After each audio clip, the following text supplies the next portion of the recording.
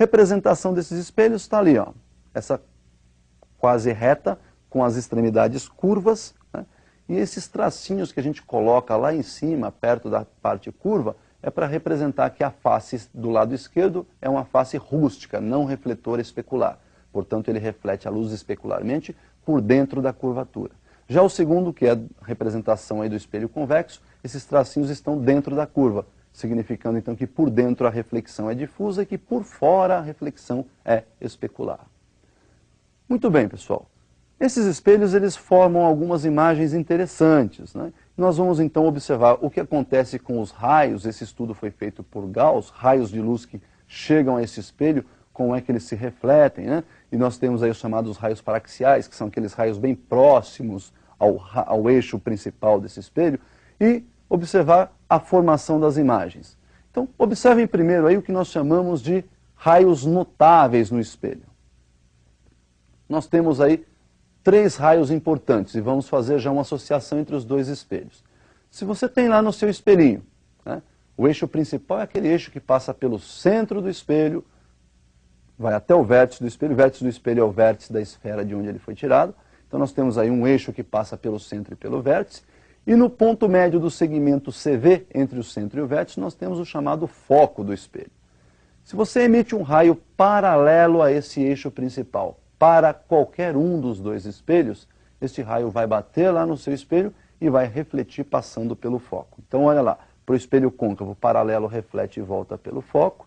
Já no espelho convexo, por ter foco virtual, ele vai bater ali e vai refletir na direção do foco. Portanto, se você prolongar esse raio refletido, o prolongamento dele vai cruzar o foco lá atrás. Então esse raio é bastante importante.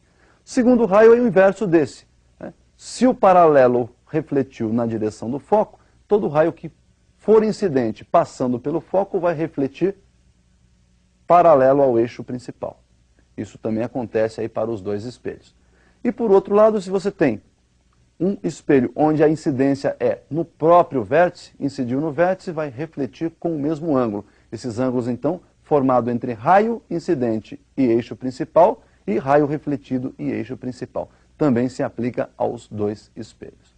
Bom, pessoal, esses raios notáveis eles são usados na construção das imagens. Nós vamos ver um exemplo de construção de imagens e vamos aí determinar as equações estabelecidas por Gauss aí para o espelho. Equação de Gauss para relacionar as coordenadas de posição de objeto, imagem e do foco do espelho, e ainda uma relação de ampliação, para saber se a imagem foi ampliada, se ela foi reduzida ou se ela permaneceu do mesmo tamanho do objeto.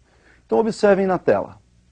Então nós temos aí um objeto diante de um espelho, olha lá, vou traçar um raio daqueles que nós vimos, notável, saindo da extremidade superior do objeto, tocando o espelho, portanto paralelo ao eixo, e refletindo na direção do foco. Um segundo raio saindo do mesmo ponto na direção do foco vai refletir paralelamente ao eixo principal. Nós temos então o cruzamento desses 2 raios, a formação da nossa imagem. E observem que essa imagem então está diante do espelho, na frente do espelho. Portanto, trata-se de uma imagem real. O objeto então, observe, está apontando para cima, a imagem está apontando para baixo. Portanto, em relação ao objeto, ela ficou invertida, né?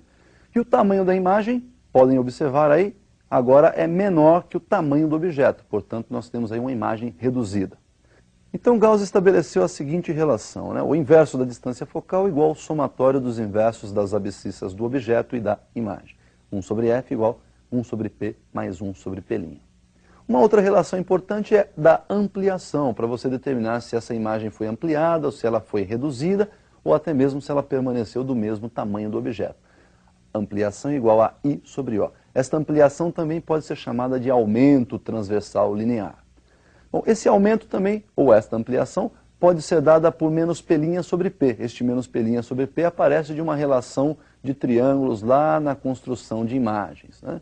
E se você fizer um arranjo matemático nesta equação de Gauss e comparar com essa equação que nós acabamos de perceber aí, menos P' sobre P para o aumento, nós podemos chegar numa outra opção, que é o aumento igual à relação entre a distância focal, f, sobre a diferença entre a distância focal e a abscissa do objeto, f menos p. Por hoje, então, é só. Bons estudos e até o nosso próximo encontro.